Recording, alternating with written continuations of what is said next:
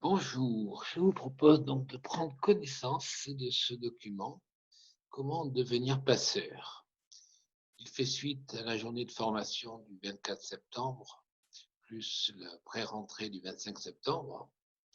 Et je vous propose de prendre connaissance donc de propositions d'animation suivant le format de séminaire exploratoire de recherche-action, un apprentissage pour les adultes.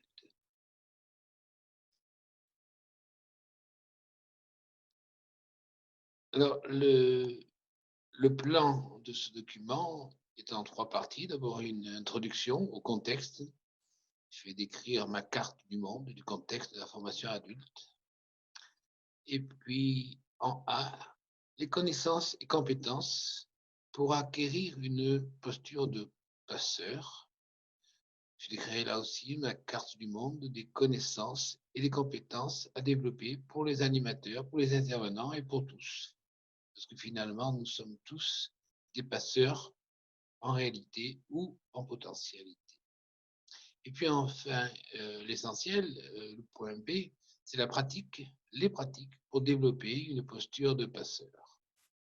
Alors, trois chantiers me paraissent essentiels. C'est euh, développer la compétence pour devenir passeur, développer son espace d'apprentissage personnel, c'est-à-dire la bibliothèque numérique qui va permettre de collecter des connaissances et de créer des supports pour en diffuser certaines. Et puis, en troisième point, créer une organisation ou un réseau apprenant pour faire face aux mutations sans cesse qui nous tombent dessus en particulier en termes d'évolution numérique. Alors, je vais aussi donner quelques points sur les principes d'animation des séminaires exploratoires de recherche-action. Sont basés sur le principe de l'école inversée, et ce document en témoigne.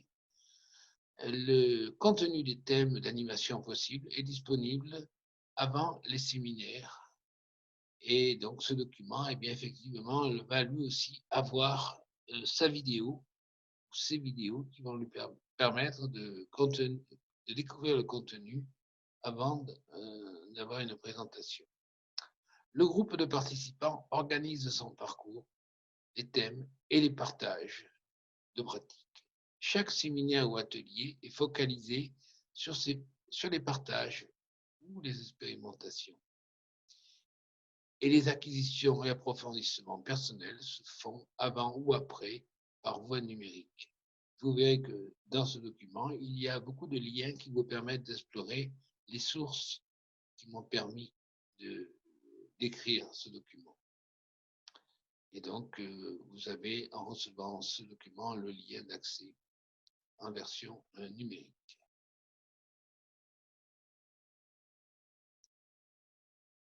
Alors, première partie, l'introduction, hein, le contexte. Une question difficile, c'est connaître les besoins, les attentes des apprenants. Alors, il y a différentes spécificités des apprenants, des formateurs, des enseignants. Il y a différentes capacités de chacun liées au cheminement de vie comme aux âges. Alors, quand on parle d'âge, il faut vraiment faire la différence entre les âges biologiques, c'est-à-dire la capacité physique, par exemple, à suivre une formation de 2 heures ou de 4 heures, à l'âge psychologique, qui pourrait être caractérisé par l'appétit d'apprendre, l'appétit de se remettre en question, l'appétit de progresser, ou simplement d'accumuler des connaissances. Effectivement, chaque apprenant a des stratégies, des volontés, des intentions différentes. Et puis l'âge sociétal, c'est l'âge d'adaptation, entre autres, aux outils numériques que certains utilisent avec aisance et d'autres ne savent pas utiliser pour le même âge officiel. Alors, il y a évidemment les besoins et attentes connus des personnes, et puis les besoins ou attentes qui vont être créés lors des séminaires ou des formations, des ateliers de parole. Et puis enfin, les attentes cachées qui seront découvertes après coup par le cheminement réalisé. Un deuxième point important est le questionnement sur les enjeux socio-économiques. Notre économie est aujourd'hui présente deux faces. Celle de l'économie de la rareté qui a fonctionné depuis la nuit des temps et qui fait que ce qui est rare a de la valeur et toute notre économie est fondée sur cette logique-là. Et puis, l'économie de la profusion qui est portée par la révolution numérique et en particulier par cette capacité de créer de la connaissance à n'en plus finir et aussi de réduire la durée de vie de cette connaissance. Alors, on peut voir en termes d'économie que entre les années 40 et 2010 environ, la publicité a été l'un des moteurs phares de la croissance économique. Depuis 2010 environ, l'économie de l'attention, c'est-à-dire la capacité de capter l'attention et notre temps par les systèmes informatiques, par le numérique, les applications et le mobile, dépasse largement la puissance du marketing des années 40 à 2010. Et aujourd'hui, on a un marketing biface qui est bien présent dans le monde du numérique. On n'a qu'à regarder YouTube, Google, à la fois gratuit pour donner confiance et payant. Face à cette évolution, les modèles économiques et financiers des structures et associations sont en difficulté et doivent être repensés. Repenser notre rapport au payant et au gratuit. Dans l'économie de la rareté, bien évidemment, il y a la rareté des espaces, des salles de formation, du temps partagé en présentiel ou à distance, car le temps disponible devient de plus en plus rare. Et puis, la rareté du temps, c'est aussi associé à quand est-ce qu'on doit apprendre, avant, pendant ou après le besoin, l'attente et la difficulté de planifier. Profusion et obsolescence des connaissances de leur support, c'est l'autre facette. Difficulté ou opportunité de traduire les acquis de connaissances en compétences. En fait, nous sommes de plus en plus dans l'emprise du zapping au détriment du temps long et du temps ralenti. Ce qui est assez étonnant, c'est que l'utilisation, par exemple, de la plateforme Zoom, j'ai pu constater que communiquer prenait plus de temps et que l'on avait besoin de prêter plus attention et que finalement, Zoom n'était pas un accélérateur du temps, mais au contraire, un ralentisseur. Et en décalant un petit peu les modalités d'écoute, l'écoute et la distribution du temps de parole étaient facilitées. Alors nous avons aussi l'emprise de l'incertitude ou de l'incomplétude et de l'incomplétude, faire face à l'inconnu de notre futur à court ou moyen terme.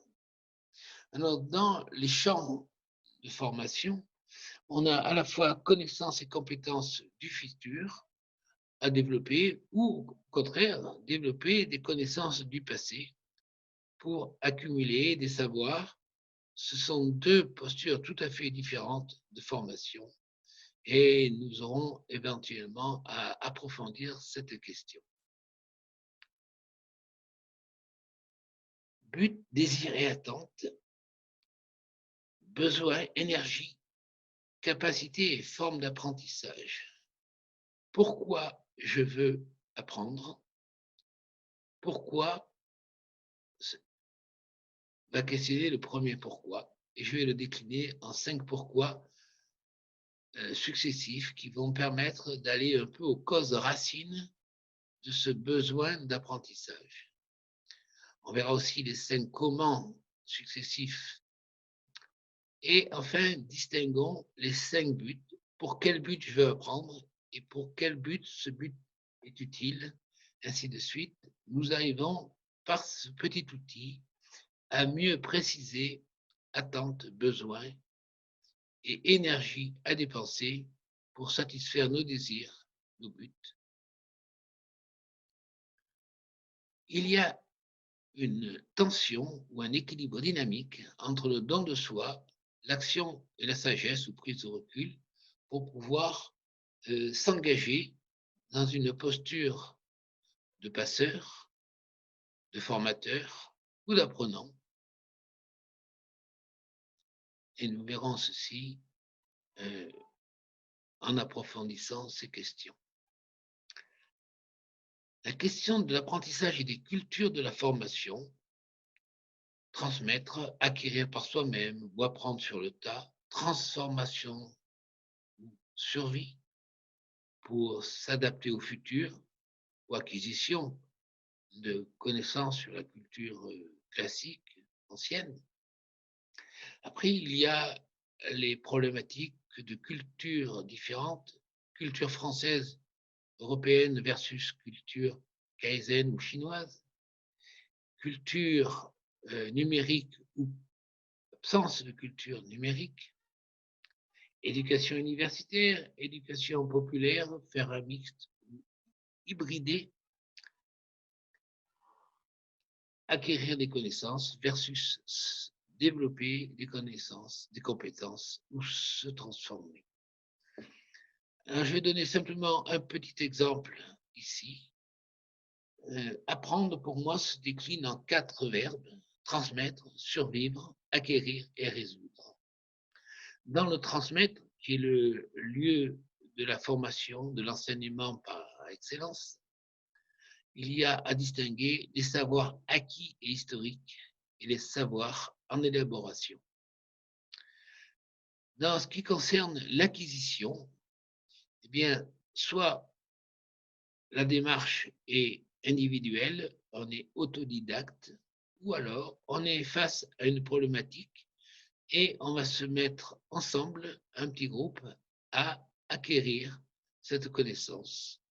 J'ai pratiqué ceci pour, par exemple, un logiciel de conception de dessin assisté par ordinateur qui est arrivé, et nous étions 8 ingénieurs concepteurs dans les années 80-81 à nous être répartis les tâches pour découvrir toutes les fonctions qui pouvaient nous permettre d'avancer très rapidement. En 8 semaines, on a maîtrisé parfaitement l'outil. Résoudre. Alors, résoudre des problèmes sur le tas, soit des techniques scientifiques, soit penser et agir en complexité, j'y reviendrai plus loin. Et puis, en fait, tout ce qui est le champ du développement personnel, au sens noble du terme, développement de compétences pour faire face à des crises individuelles ou collectives.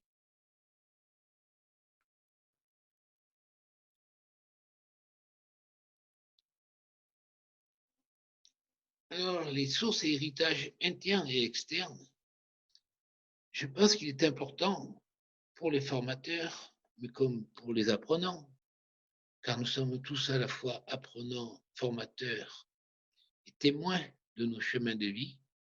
Donc, je vais commencer rapidement par lister quelques points essentiels de mes héritages, de mes sources et de mes adaptations au fur et à mesure de ma vie professionnelle. Eh bien, j'ai été influencé fortement par la pédagogie freinée. J'ai enseigné le Kaizen, c'est-à-dire l'amélioration continue à partir des années 80. J'ai suivi un enseignement universitaire, sciences de l'ingénieur, informatique, et puis depuis une dizaine d'années, neurosciences. J'ai beaucoup travaillé dans le cadre de l'innovation, de la recherche et du développement. Et puis aussi, depuis une dizaine d'années, je me suis beaucoup entraîné et exercé dans le cadre de l'éducation populaire, dans le cadre associatif, les réseaux d'échange réciproques de savoir, RECI, le réseau des écoles de citoyens à Grenoble.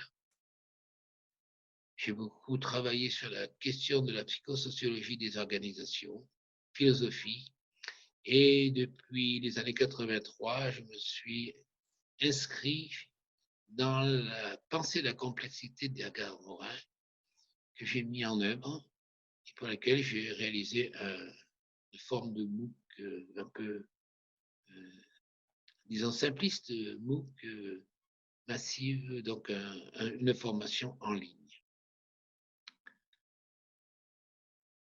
Alors, j'ai fait du conseil, de la formation adulte, la gestion du temps, le management et en particulier le management de l'innovation dans les années 2000 à 2010.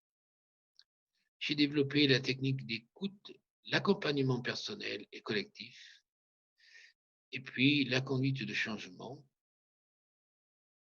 Et puis, sur un autre versant tout à fait bénévole, j'ai pratiqué et enseigné l'alpinisme et le ski alpinisme durant toute ma vie jusqu'à la prise de retraite en 2008. Sur les familles de pensée et leur interaction, c'est une question importante car nous opposons souvent de manière duale la pensée scientifique à tout le reste. Je pense qu'il y a 4 familles de pensée et qui sont toujours en interaction. C'est la pensée scientifique, bien entendu, qui se réfère à Karl Popper, à l'approche analytique et logique. La pensée spirituelle, laïque ou confessionnelle, qui questionne le sens de sa vie, les valeurs, l'équilibre dynamique de la vie, la posture citoyenne, par exemple. Les pensées artistiques et sensibles, et enfin, la pensée stratégique, qui est de l'ordre de la décision, de la gouvernance, qu'elle soit individuelle ou collective, qui intègre les paris, les ruses, les stratégies, les incomplétudes et qui caractérise en particulier ce que j'ai développé en termes de penser-agir en simplicité, qui est le résultat de mon travail sur la pensée, en particulier sur la pensée de la complexité de Edgar Morin. Il y a de fortes interactions possibles entre ces 4 familles de pensée et je suis amené souvent à proposer une introspection cognitive. Comment je pense ce que je pense? Et je vais vous en donner un petit exemple ici. Cliquez sur le lien visualisation mentale et ce sera la fin de cette introduction.